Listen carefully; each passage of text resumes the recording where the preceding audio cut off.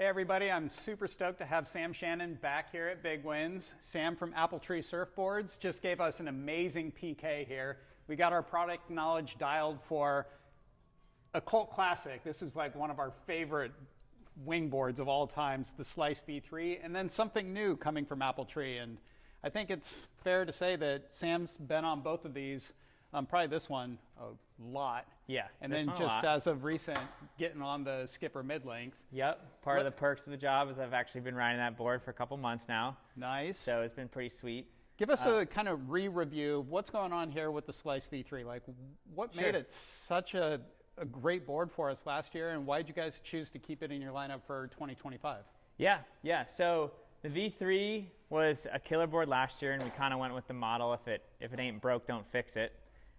We just refined a couple things. So something that worked great with the V3 is, extending the dimensions a little bit.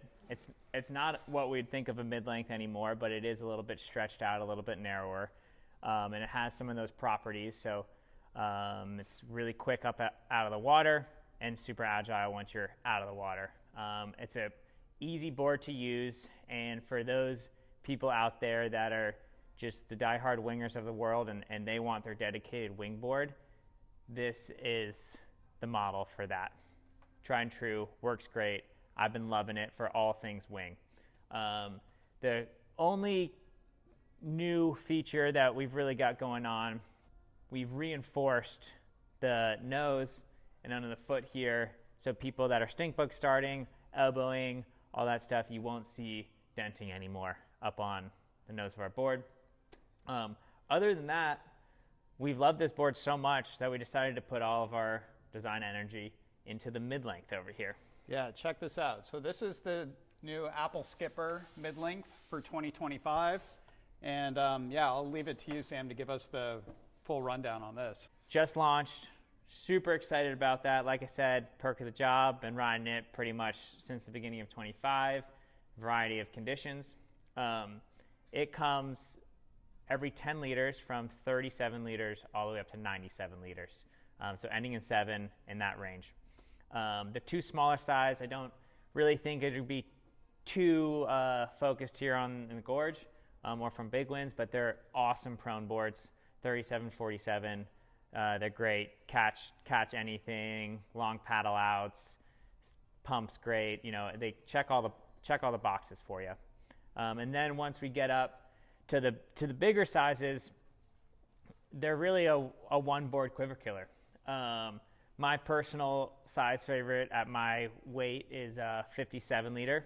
That board is so super fun in the waves for me proning. When it gets like really big, yeah, sure, it's a little too big, but generally when I'm foiling in the waves, it's great. Winging, light winds, big winds, wavy conditions, flat water, checks all those boxes, super fun. Para, pocket, wing, also super fun. So really, like, you want to go downwind, it's got it for you. You want to wing, heavy winds, it's got it for you. Light winds, it's got it for you. Waves, it's got it for you. That's what you recently took to Maui, right? Yeah, this is a board I took to Maui, the only board I took. Morning prone sessions at Ka'a, afternoon wing sessions, pocket wing downwinders on the Maliko. Yeah, I was pretty impressed with its versatility. Cool. One-board solution. Some cool things that that we really focused on to make it that versatile of a board. Volume distribution. Sorry, I'm gonna just move it back here. Volume distribution, tail shape, and overall rocker. 3 very important things, obviously, when it comes to shaping a board. We'll start at the tail. This tail is a completely redesigned from our first iteration. What this is inspired by, not based on, but it's got a lot of final rocker there, so it really kind of swoops up. The edges of the tail are held harder on the way back. That's really nice for these mid-lengths. When you're getting them going, you can really sort of start to kind of twitch that board much earlier than you would on a flatter tail without stalling it. That rocker it feels like it almost even gives you like a little bit of an acceleration as you're sort of pushing your back foot into the water and getting that thing to a release versus, you know, a flat board where you just kind of stall it out. It also gives you some more clearance in the turn when you're making your bottom turn and kind of like swinging it around into your top turn, right? That tail is less likely to touch the top of the wave or a piece of chop. Super great for that. A sort of flatter midsection, allowing you to kind of, when you pop up and get onto plane, it gives it a surface to plane on rather than full displacement. It still allows for that acceleration above and beyond its board speed, its hull speed. And then another important thing is where the volume is distributed. I actually like to ride my foils farther back than we've kind of come used to riding them with smaller HAs or typical wing boards. The volumes, most of it is carried, you know, underfoot, you know, just in between your natural back foot and front foot stance. This gives it a bit of a unique feel getting up onto foil because you're used to sort of just hammering as hard as you can on your wing and your front foot and just to get it, that board bouncing, right, and releasing from the water, where this one can be a much sort of twitchier, smaller sort of release, and it's just so efficient that it's able to do that. And then the big benefit of that is all that weight from the foam and the volume is a much more centered weight. So when you're going and making your turns, you have a lot less inertia to deal with from volume being up in the nose, which adds weight to the nose away from your point of pivot. So it's a really agile board based on that. Cool. Yeah.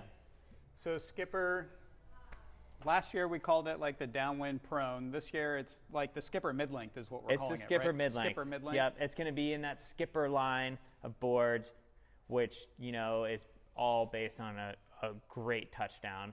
So if you have the Skipper, it's got that sort of, you know, DNA of great touchdowns and releases. And then, yeah, it's the mid-length version of that. Super fun pocket para-wing board. I know that's the sort of recent hype. Been lucky enough to been able to try it out with a bunch of different pocket and para-wings, and it's great for just getting up and downwinding and ripping turns, being efficient enough to get up on the right size para-wing to be able to go upwind and not have your arms ripped out of your shoulders, and then pack it back down. Yeah, I've been super stoked on its versatility out there. It also has the reinforcement, same as the Slice. So you don't have to worry about denting. And same construction pretty much. Foot strap inserts, bottom handle. Yeah. Beautiful. Super so psyched. Last year was kind of like the first year at Big Winds for mid-length boards, and we really didn't know how to size people up, and we were grateful to have some demos to get people out there on. Yeah. This year we're doubling down on our demo fleet, and Sam's available, but you guys can come by the shop as well, because we're going to have Skipper mid-lengths, we're going to have some V3s, maybe some downwind boards as well. Yeah. And yeah, here at Big Winds, our demo rental program is going to be pretty phenomenal for 2025. So if you're unsure on what size suits you best, you can always come on by and try it out for yourself. Yeah. Sam, thank you so much, man. It's always a pleasure having you back at Big Winds. Yeah, it's always good to be back. Stoked to see you out on the water, para-winging, winging, downwinding this summer. It's going to be a good one. Sweet. Yeah, thanks, DJ. Cheers, guys.